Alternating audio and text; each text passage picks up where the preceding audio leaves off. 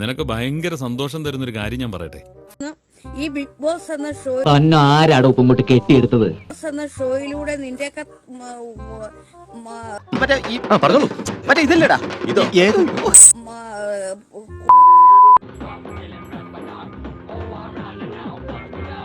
എന്നെ നാണം കെടുത്താനായിട്ട് വേറെ തിരിച്ചിരിക്കുകയാണ്. എന്റെ മുമ്പിൽ കാണുന്ന അത് സമൂഹം കാണുന്നില്ലേ? എന്ത് കാര്യത്തിനാണിത്? ഒരു സുഖം, ഒരു മനസുഖം. വലിയ അന്തസ്സുള്ള കുടുംബത്തിലെ ആൾക്കാരാണ് അങ്ങോട്ട് നിന്ന് കയറിയേക്കുന്നത്.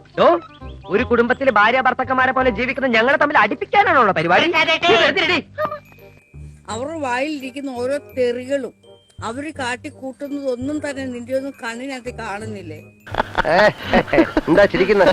അല്ല, നിന്റെ തമാശ എനിക്ക് ഇഷ്ടായി. ഞാൻ സീരിയസ് ആയിട്ട് തന്നെ പറഞ്ഞ. അത് കൊച്ചു പിള്ളേര് കാണുന്നില്ലേ? മുതിർന്നവര് കാണുന്നില്ലേ? ഇതൊക്കെ എന്തിനാ താൻ അന്വേഷിക്കണേ? ഒരു സാമാന്യ മര്യാദക്ക് കൊറേ കാലായിട്ട് ഇവിടെയുള്ള എല്ലാവർക്കും അബദ്ധങ്ങളാണല്ലോ പറ്റുന്നത്. എന്താ ഇത്? അവിടെ അടിയുണ്ട്, പിടിയുണ്ട്. അവമാനിക്കാൻ വേണ്ടി അങ്ങനെ പറഞ്ഞ അല്ല സാറേ, ഞാൻ പറഞ്ഞത് സത്യം ആണോ? വഴക്കുണ്ട്, വെട്ടും കുത്തും കൊലപാതകവും മാത്രമേ ഇല്ലാതെ ഉള്ളത്. ബാക്കിയെല്ലാം അവിടെ സംഭവിക്കുന്നുണ്ട്. പൗലോസേട്ടൻ ഇങ്ങനെയാ, വലിയ തമാശക്കാരനാ.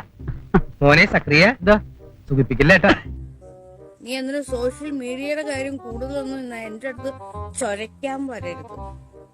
ഞാൻ കൊല കൊമ്പനാ, കൊല കൊമ്പൻ. ഇടഞ്ഞില്ലെങ്കിലോ കൊല ഇല്ലാത്ത കൊമ്പൻ.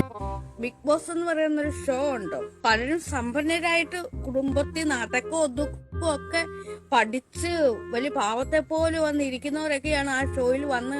ഇതെന്നെ ഉദ്ദേശിച്ചാണ്, എന്നെ തന്നെ ഉദ്ദേശിച്ചാണ്, എന്നെ മാത്രം ഉദ്ദേശിച്ചാണ്. സംശയമുണ്ടോ? ആ ഷോയിൽ വന്ന് ഇന്ന് പുളിച്ച തെറി അങ്ങോട്ട് പറയുന്നത്. മര്യാദക്ക് ജീവിക്കുന്ന ചെറുപ്പക്കാരെ പറ്റി നീയൊക്കെ ബോധം പറഞ്ഞു പറ്റൂല. എന്താ അവരുടെ വായിന്ന് വരുന്നത്? എന്തോ വേദപുരാണമാണോ വരുന്നത്? തൽക്കാലം ഇത്രയും മതി. വരട്ടെ.